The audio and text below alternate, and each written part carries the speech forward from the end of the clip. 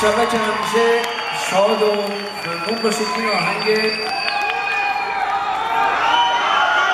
برای من نوشته گذشته تمام قصه رو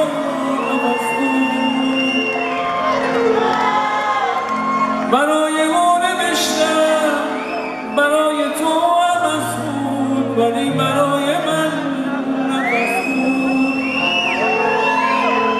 کاشکی خبر نداشتی دیوونه یه نگاهتم، یه مشت خاک ناچیز افتادگی به زیر پاتم. کاشکی صدای قلبت نبود صدای قلبم،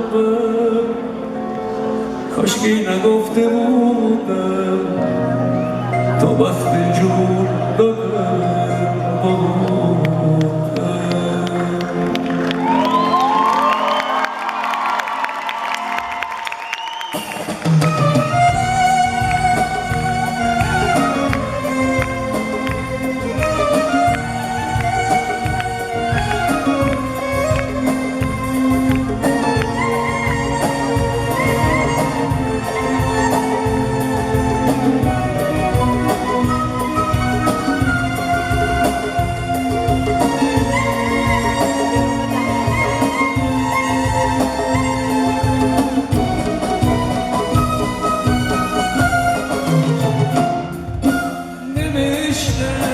هرچه بود تموم شد، نوشتم عمر من حلوم شد، نوشته رفتی ز یادم، نوشتم شمع روزگارم،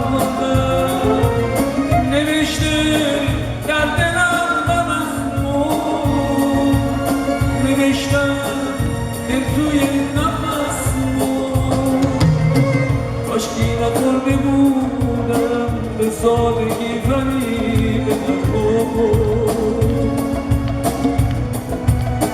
لعنت به من که آسون به یک نگاه شکستم، به این دل دیوونه راه امید و سازم.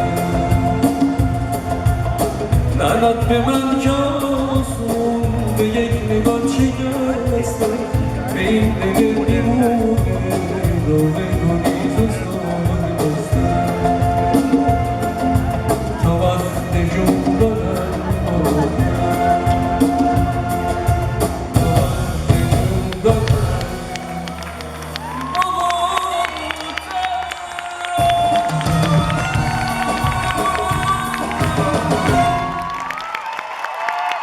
مرسی. قربونتون برم. انشالله که همیشه شاد و خندان شما رو ببینم.